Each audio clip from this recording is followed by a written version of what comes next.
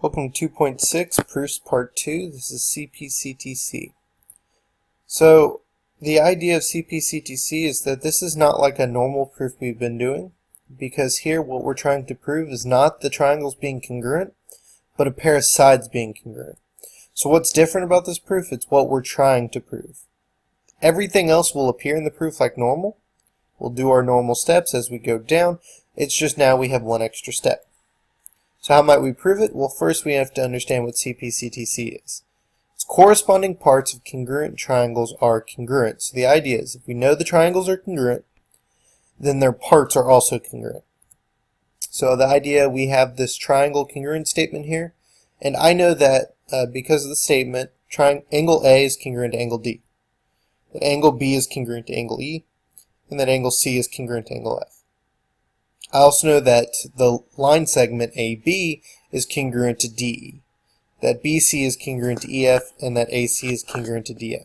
The idea is that if the triangles are congruent, then all 6 of their parts are also congruent. So that's corresponding parts of congruent triangles are congruent. It's always the last step if the proof, what you're trying to prove, is a side or an angle. So our example, we were told that JI is congruent to VI.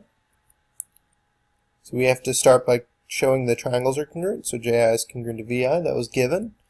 Angle J is congruent to angle V, that was given. And it is already marked on the picture. I also see vertical angles, so I know that JIH is congruent to angle VIT. I can mark that. It's vertical angles. And my triangles are therefore congruent by angle side angle, because I have 2 angles and the side between. Now I can finally put the proof, which is JH is congruent to VT, and I can use Cpctc to state that because the triangles are congruent, therefore these side lengths are congruent. So let's see another example of that. We only added one step here. The rest of the proof is just like normal. Start with the given. SV is congruent to UT.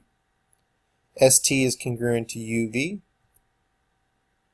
I have a reflexive side here. VT is congruent to itself by reflexive. Therefore, the triangles are congruent because of side, side, side. Now, last but not least, angle S is congruent to angle U because of Cpctc. Okay, so that's a little bit about Cpctc. Good luck with the practice part 2.